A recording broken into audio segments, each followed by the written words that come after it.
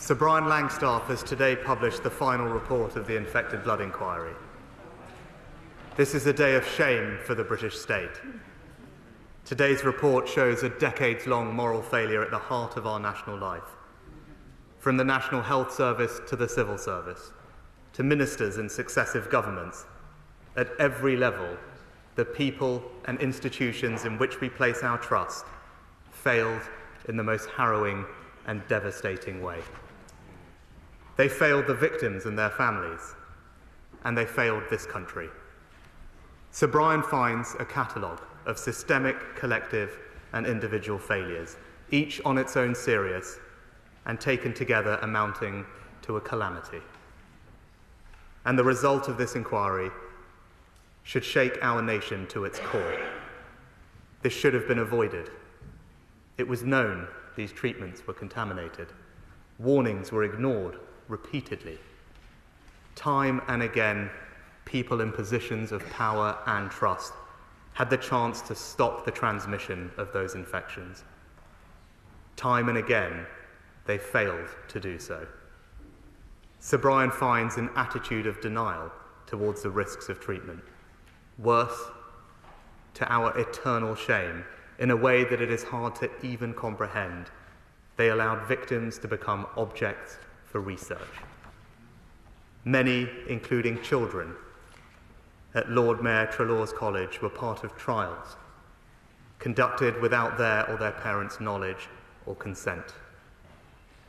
Those with haemophilia or bleeding disorders were infected with HIV, hepatitis C, and hepatitis B through NHS treatment, through blood clotting products such as Factor VIII, including those who had been misdiagnosed and did not even require treatment.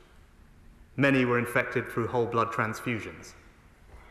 Others were infected through their partners and loved ones, often after diagnoses had been deliberately withheld for months or even years, meaning these infections should have easily been prevented. I find it almost impossible to comprehend how it must have felt to be told you had been infected through no fault of your own with HIV or hepatitis B or hepatitis C, or to face the grief of losing a child, or to be a young child and lose your mum or dad. Many of those infected went on to develop horrific conditions, including cirrhosis, liver cancer, pneumonia, TB, and AIDS, enduring debilitating treatments like interferon for these illnesses the NHS had given them. Many were treated disdainfully by healthcare professionals who made appalling assumptions about the origin of their infections. Worse still, they were made to think that they were imagining it, made to feel stupid. They felt abandoned by the NHS that had infected them. Those who acquired HIV endured social rejection, vilification, and abuse at a time when society understood so little about the emerging epidemic of AIDS. And with illness came the indignity of financial hardship, including for carers and those widowed and other bereaved family members.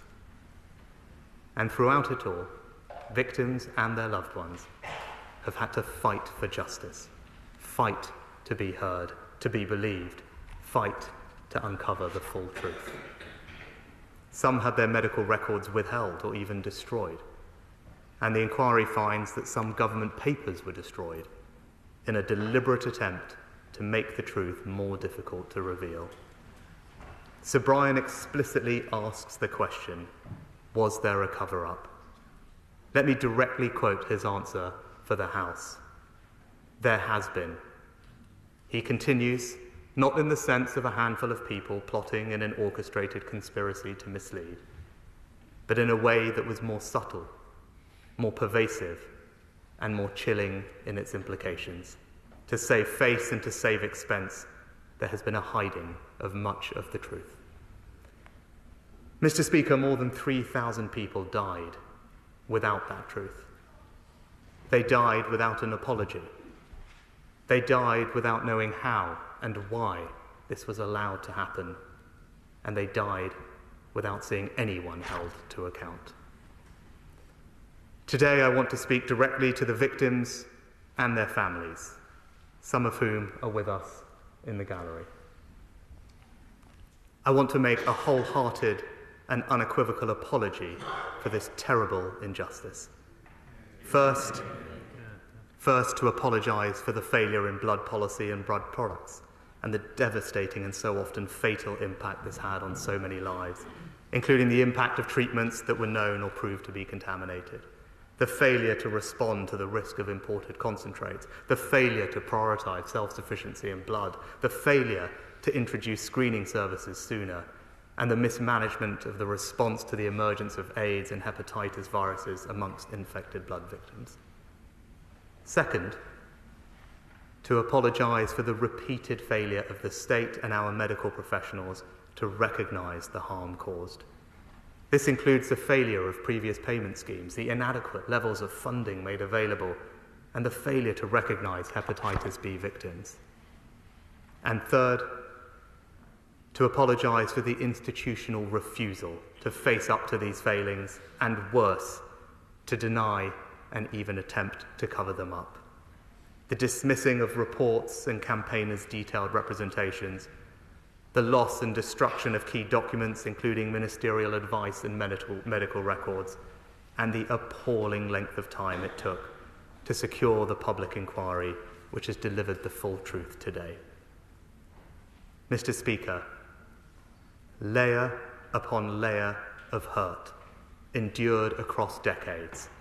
This is an apology from the state to every single person impacted by this scandal. It did not have to be this way. It should never have been this way.